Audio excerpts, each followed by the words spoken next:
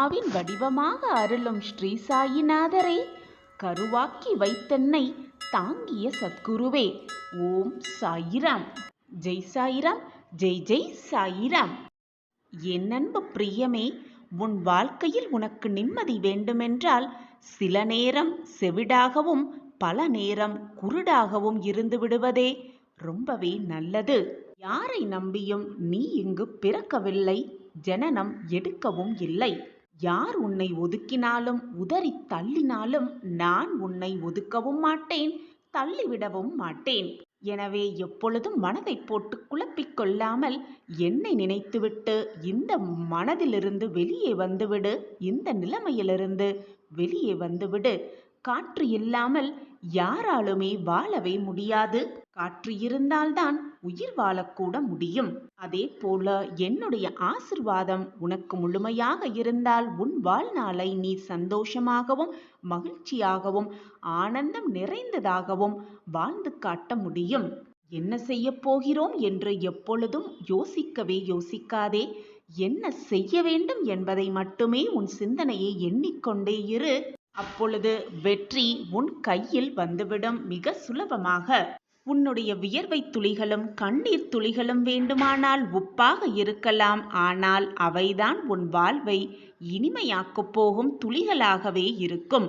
என் அன்பு பிரியமே, அழகாய் பேரழகாய் வாய்ப்பது எல்லாம் வாழ்க்கை அல்ல குழந்தையே.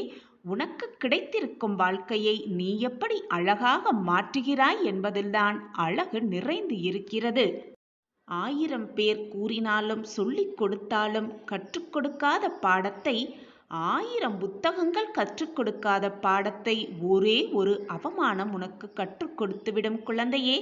எனவே அவமானம் நடந்துவிட்டால் என் வாழ்க்கையே முடிந்து விட்டது, நான் அவமானப்படுத்தப்பட்டு விட்டேன், நான் அவமானப்பட்டு விட்டேன், எல்லார் முன்னிலையும் என் மானம் விழுந்து விட்டது என்று உன்னை பற்றி மட்டுமே நினைக்காமல் அந்த அவமானத்திலிருந்து நீ என்ன பாடம் கற்றுக்கொண்டாய் என்பதை சிந்தி.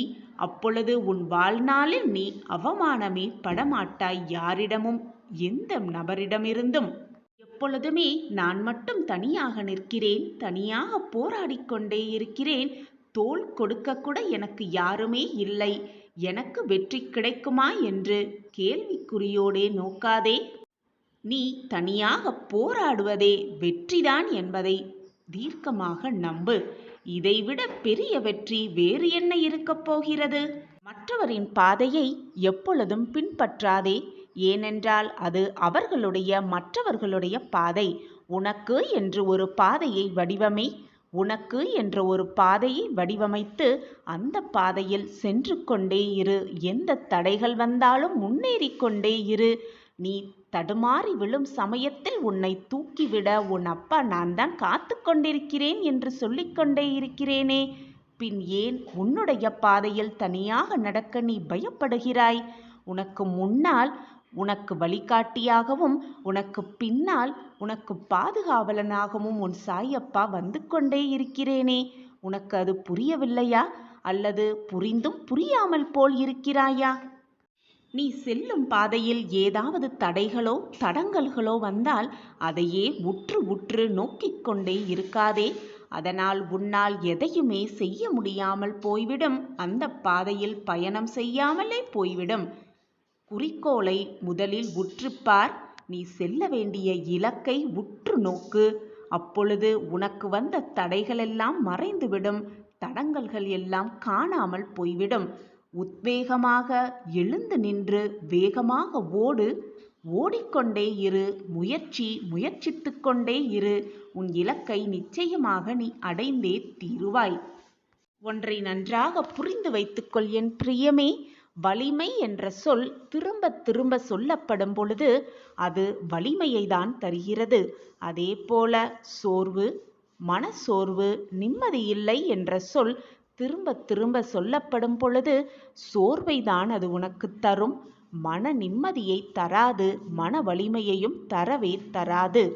எந்த எண்ணங்கள் உன் மனதில் உலவுகின்றதோ, எந்த எண்ணங்கள் உன் மனதில் நிலைத்திருக்கிறதோ, எந்த எண்ணங்கள் உன் மனதில் அப்படியே இருக்கின்றதோ அந்த எண்ணங்களின் வடிவமே நீதான். என் பிரியமே, வரலாற்றில் வெற்றி பெற்றவனும் இடம்பெற முடியும், தோல்வி அடைந்தவனும் இடம்பெற முடியும். ஆனால் வேடிக்கை பார்ப்பவனால் ஒருபோதும் இடம்பெறவே முடியாது. நீ வெற்றி பெற்றவனாக இரு அல்லது தோல்வி அடைந்தவனாக இரு, எப்பொழுதும் வேடிக்கை மட்டும் பார்த்து கொண்டே இருக்காதே. இது உன் வாழ்விற்கு நல்லதல்ல. நீ வாழ்க்கையில் செல்ல வேண்டிய இலக்கையும் உன்னால் நிச்சயமாக அடையவே முடியாது. எனவே வெற்றி தோல்வி எது வந்தாலும் சரிசமமாக எடுத்துக்கொள். வெற்றி வந்துவிட்டால் மகிழ்ச்சியாக இரு, தோல்வி வந்துவிட்டால் அது வெற்றிக்கான முதல் படி என்று எடுத்துக்கொண்டு அடுத்த அடியை எடுத்து வைத்து கொண்டே இரு. எப்பொழுதும் மறந்தும் கூட உன் அடியை பின்னோக்கி ஒரு அடி கூட எடுத்து வைக்க எண்ணாதே, முயற்சிக்கவும் செய்யாதே.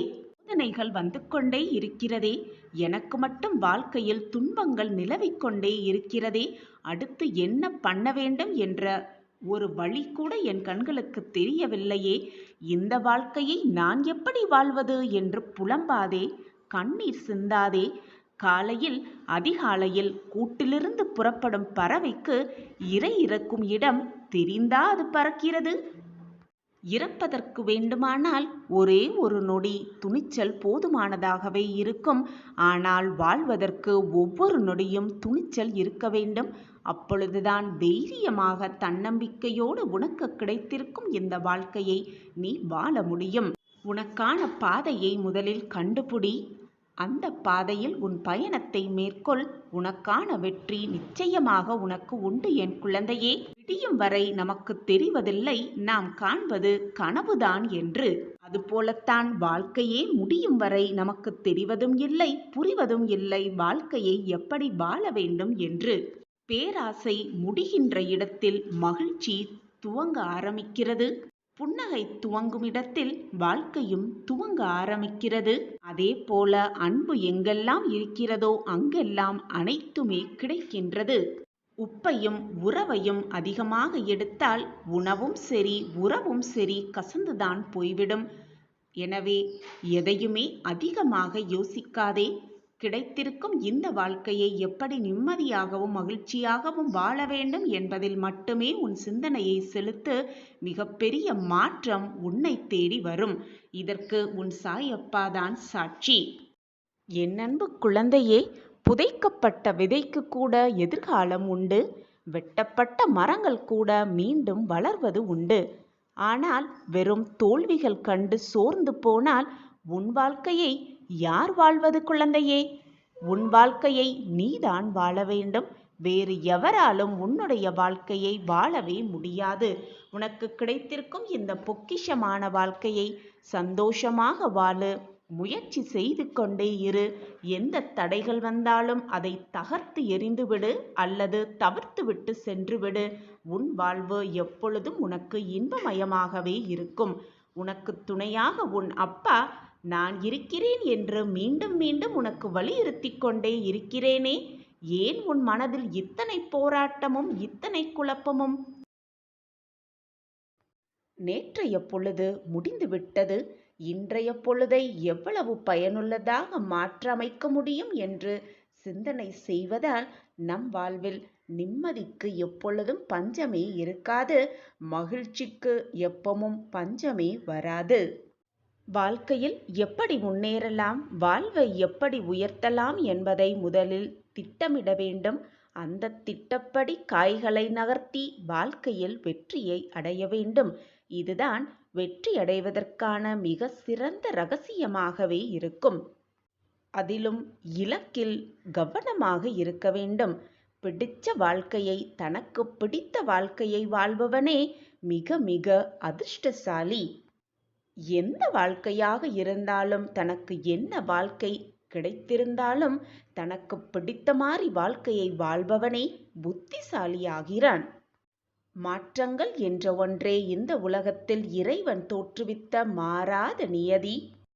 இந்த ஒரு விஷயத்தை புரிந்து கொண்டு நாம் வாழ கற்றுக்கொண்டோமேயானால் யாருடைய மாறுதல்களும் நம் வாழ்வில் பெரும் தாக்கத்தையும் பெரும் ஏமாற்றத்தையும் ஏற்படுத்தாது. எப்பொழுது உன் சாயி தேவாவிடம் பேசும் பழக்கத்தை நீ ஏற்படுத்திக் கொள்கிறாயோ அப்பொழுதிலிருந்து தனிமையாக இருக்கிறோமே என்று உன் மனம் வருந்தவே வருந்தாது. நான் தான் உனக்கு துணையாக இருக்கிறேனே, பின் எப்படி உன் மனதிற்கு அந்த ஏக்கம் வரும்? நான் எப்படி வரவிடுவேன்? நான் உன்னோடு எப்பொழுதும் பேசிக்கொண்டுதான் இருக்கிறேன். நீ என்னை உணர்ந்து கொள். நடப்பது எல்லாம் நன்மைக்கே. கூடிய விரைவில் நீ நல்ல செய்தியை, மகிழ்ச்சியான செய்தியை நிச்சயமாக கேட்பாய். நீ இன்னும் உன் இழப்பை நினைத்தே வருந்திக் கொண்டிருக்கிறாயே. உன் இழப்பு என்பது மிக பெரியதுதான். ஆனால் அதற்காக அதையே நினைத்து கொண்டிருந்தால் எல்லாம் சரியாகிவிடுமா? அல்லது ஏதாவது மாறிதான் விடுமா? நன்றாக சிந்தித்துப் பார். உன்னிடம் இருந்து போன எந்த பொருளுக்காகவும் எப்பொழுதுமே வருந்தாதே. என்றோ ஒரு நாள் அது உன்னை விட்டு போகத்தான் போகிறது, அல்லது நீ அதை விட்டு போகத்தான் வேண்டும்.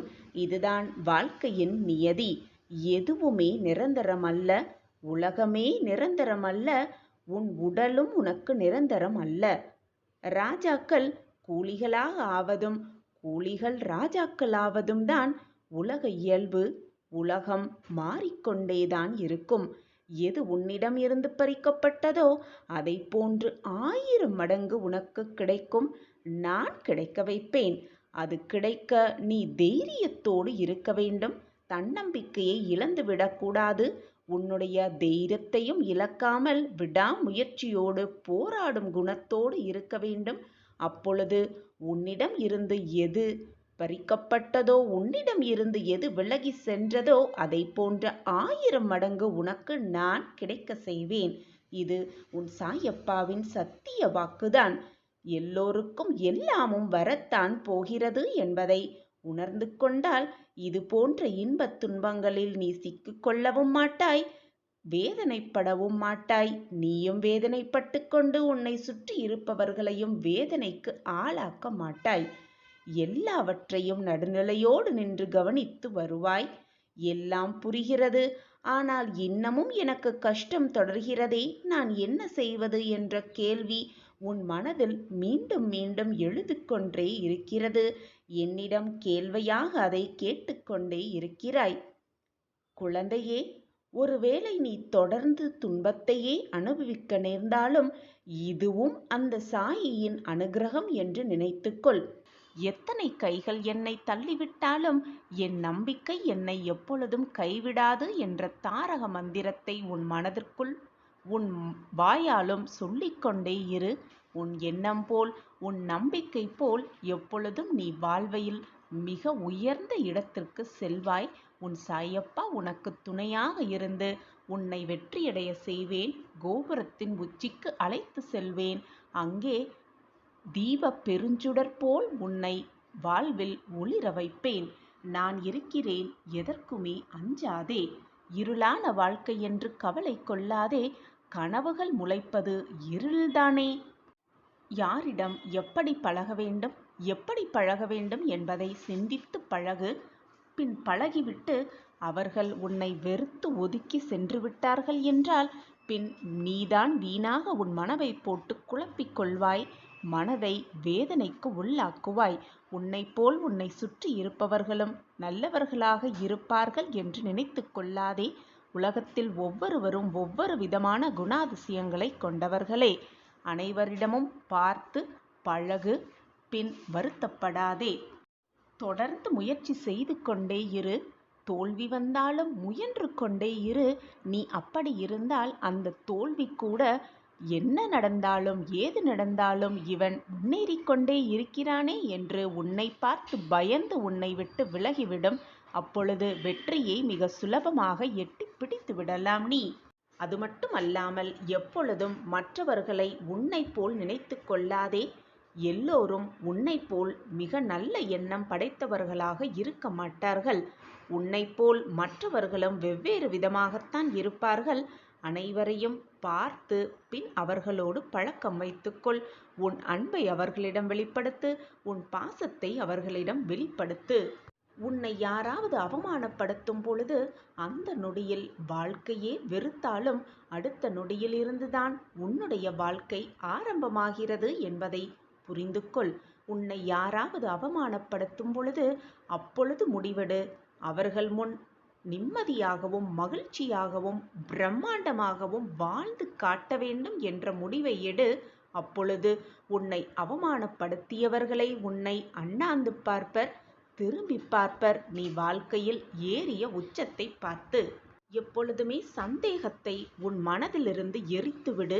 நம்பிக்கையை உன் மனதில் முழுவதுமாக விதைத்துவிடு. மகிழ்ச்சி தானாகவே உன் மனதில் மலர்ந்துவிடும்.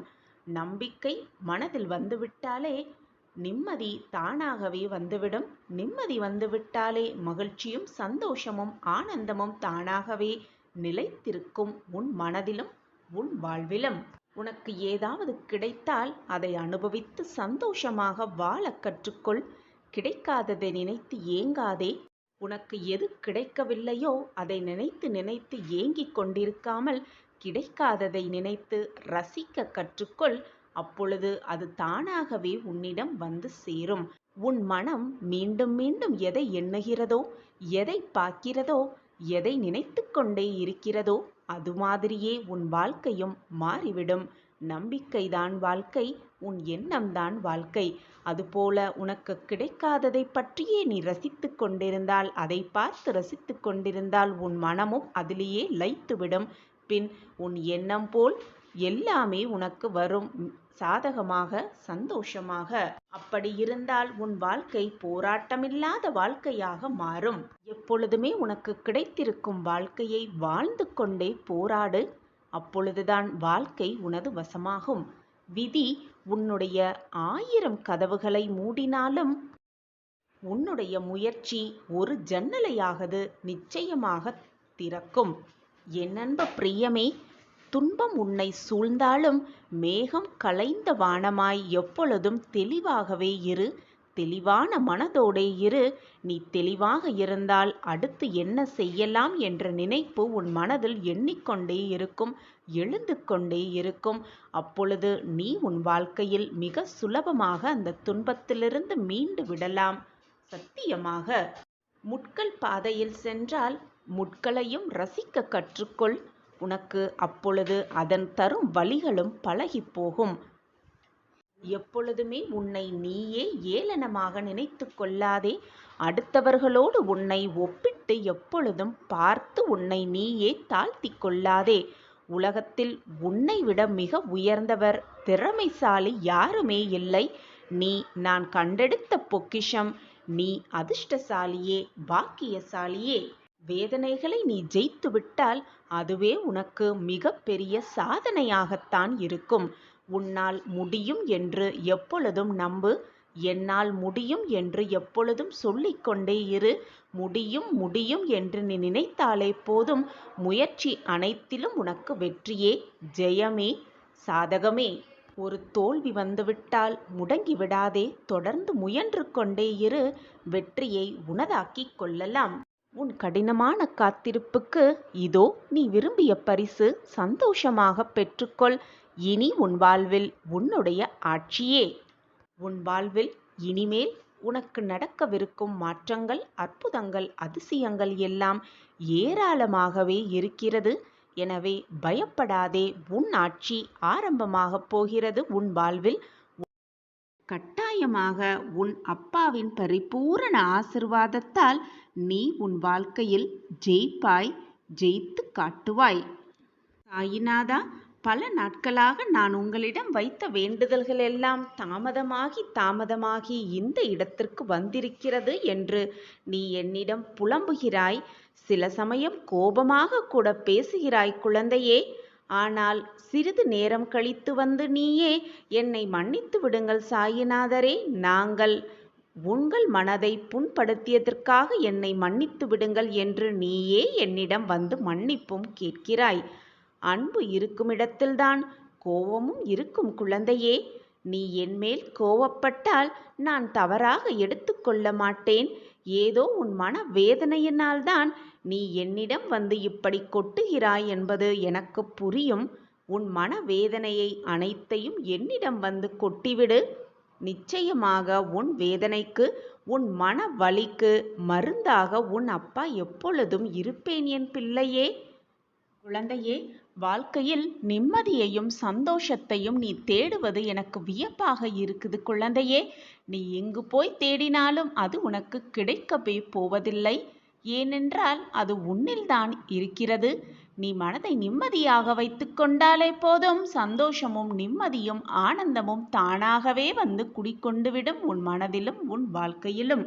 கண்மணியே, சந்தோஷம் என்பது உலகப் பொருட்களில் இல்லை, அது உள்ளத்தில்தான் இருக்கிறது. நிம்மதி என்பது நீ கை நீட்டி ஒருவருக்கு உதவி செய்தாலே போதும், நிம்மதி தானாகவே வந்துவிடும். ஆத்மார்த்தமாக உள்ளன்போடு மற்றவர்கள் நன்றாக இருக்க வேண்டும் என்று நீ நினைத்தாலே போதும், நிம்மதி தானாகவே தென்றலாய் உன் இதயத்தை வந்து தழுவும். எனவே என் குழந்தையே, என்றைக்கும் சந்தோஷத்தையும் நிம்மதியையும் வெளியில் போய் தேடாதே. ஏனென்றால் அது எங்குமே வெளியில் இல்லை. உன்னை மாற்றும் எல்லா மாறுதலாகவே அது இருந்து கொண்டிருக்கிறது. உன்னை பக்குவப்படுத்துவதற்காகவே உனக்குள் பல நிகழ்வுகளை நிகழ்த்தி உன் வாழ்க்கையில் நீ முன்னேற்றம் அடைய சில வழிவகைகளை நான் செய்து கொண்டிருக்கிறேன். ஆனால் என் சாயிநாதர் எனக்கு கஷ்டத்தை கொடுத்து விட்டார். என்னை காப்பாற்ற யாருமே இல்லை. நான் நிர்கதியாக இருக்கிறேன். தோள் கொடுக்க கூட எனக்கு யாருமே இல்லை என்று உனக்கு வரும் வேதனைகளையும் சோதனைகள் அனைத்து பிரச்சனைகளையும் நான் தான் உனக்கு கொடுத்து விட்டதாக நினைத்து கொண்டிருக்கிறாய் குழந்தையே. பிரச்சனைகளை நான் உனக்கு கொடுக்கவில்லை. நீ கண்ணீர் சிந்த வேண்டும் என்ற எண்ணத்தில் நான் அதை உனக்கு கொடுக்கவில்லை. உன் மனம் வேதனை அடைய வேண்டும், நீ கஷ்டத்தில் தத்தளிக்க வேண்டும் என்ற நினைப்பில் நான் அதை உனக்கு கொடுக்கவில்லை. உன் மனதை பக்குவப்படுத்தவும், வாழ்க்கை என்றால் என்ன என்பதை புரிய வைப்பதற்கும், உன்னை சுற்றி இருப்பவர்களின் திறமையை, அவர்களின் மனோ தைரியத்தை, அவர்கள் உன்னை எப்படி பார்க்கிறார்கள் என்பதை நீ புரிந்து கொள்வதற்காகவும் தான் இந்த செயல்களை நான் செய்து கொண்டிருக்கிறேன். உன்னை வேதனைப்படுத்துவதற்காக அல்ல. நீ இப்படி தவறாக நினைத்து கொண்டால் நான் என்ன செய்ய முடியும் குழந்தையே? எது நடந்தாலும் நன்மைக்காகவே நடக்கிறது என்பதை தீர்க்கமாக நம்பு. எதை செய்தாலும் 100 முறை யோசித்து செயல்படு. ஆனால் செய்ய ஆரம்பித்தவுடன் இது நடக்குமா நடக்காதா என்ற சிந்தனை ஒரு முறை கூட உன் மனதில் எழவே கூடாது. அதை நடத்தி முடித்து காட்டுவதுதான் நம் வேலை என்ற எண்ணம் மட்டுமே உன் மனதில் இருக்க வேண்டும். உனக்கு துணையாக எப்பொழுதும் உன் அப்பா இருப்பேன். வழித்துணையாக வருவேன். முன்னும் பின்னும் பக்கவாட்டிலும் அனைத்து திசைகளிலும் உன் அப்பா உன்னில் இருக்கும் பொழுது எதற்காக இந்த பயம் உனக்கு? என் அன்பான பிரியமே, தீர்வே இல்லாத பிரச்சனையை இறைவன் உருவாக்குவதே இல்லை. பிரச்சனை ஆரம்பித்தவுடன் அதற்கான தீர்வும் விரைவிலேயே வந்து சேரும் என்ற நம்பிக்கையோடு இரு. உன் பிரச்சனைக்கான தீர்வும் விரைவில் உன்னிடத்தில் வந்து சேரும்.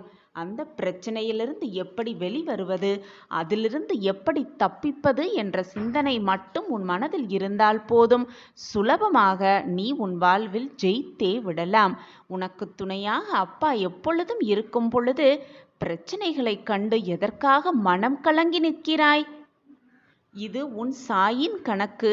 என் கணக்கு எப்பொழுதும் தப்பாகாது குழந்தையே. இவ்வளவு காலமாக நீ பட்ட கஷ்டங்களுக்கெல்லாம் ஒரு முடிவு பிறக்கப் போகிறது. நல்ல வாழ்வு உனக்கு அமையப் போகிறது. தைரியமாக இரு. உன் கண்ணில் எப்பொழுது கண்ணீர் வந்தாலும் அதை துடைத்து உன் கஷ்டம் போக்க உன் சாயப்பா வருவேன், நிச்சயமாக வருவேன் என்ற நம்பிக்கையோடு இரு. நம்பிக்கையோடு இருக்கும் என் பக்தனை எப்பொழுதும் நான் ஏமாற்றியதே இல்லை. கண்டிப்பாக வருவேன். வந்து உன் கண்ணீரை துடைப்பேன். உனக்கு வேண்டியதை அனைத்தையும் அள்ளி அள்ளி கொடுப்பேன் என்ற நம்பிக்கை மட்டும் உன் மனதில் இருந்தால் போதும். நான் வருவதற்கான அறிகுறி உன் கண்களுக்கு நிச்சயமாக புலப்படும். இது சாய் அப்பாவின் கணக்கு. என் கணக்கு எப்பொழுதும் தப்பாகாது. உனக்கான நேரம் வந்துவிட்டது என் கண்மணியே. என்ன நடக்குமோ ஏது நடக்குமோ என்ற பயம் இனி உன் வாழ்வில் வேண்டவே வேண்டாம். நான் உனக்கு துணையாக எப்பொழுதும் இருக்கிறேன், இருப்பேன், இனியும் இருப்பேன். எல்லாம் சுபமாக நிகழப்போகிறது. உன் வாழ்வில் எப்பொழுதும் வெற்றி மட்டுமே உன்னை சூழ்ந்து கொள்ளும். அதற்கு துணையாக உன் அப்பா எப்பொழுதும் இருப்பேன் என்ற நம்பிக்கையோடு இரு. நம்பிக்கை, பக்தி, பொறுமையோடு சரணடைந்தால் உனக்கு வேண்டியது அனைத்தையும் நான் அள்ளி அள்ளி கொடுக்க ஆசைப்பட்டு கொண்டுதான் இருக்கிறேன். என் ஆசையை விரைவில் நான் நிறைவேற்றியும் கொள்ளுவேன். என் பிள்ளையின் கண்களில் ஆனந்த கண்ணீரை பார்க்கவே உன் சாயப்பாவும் விருப்பம் இருக்கிறேன்.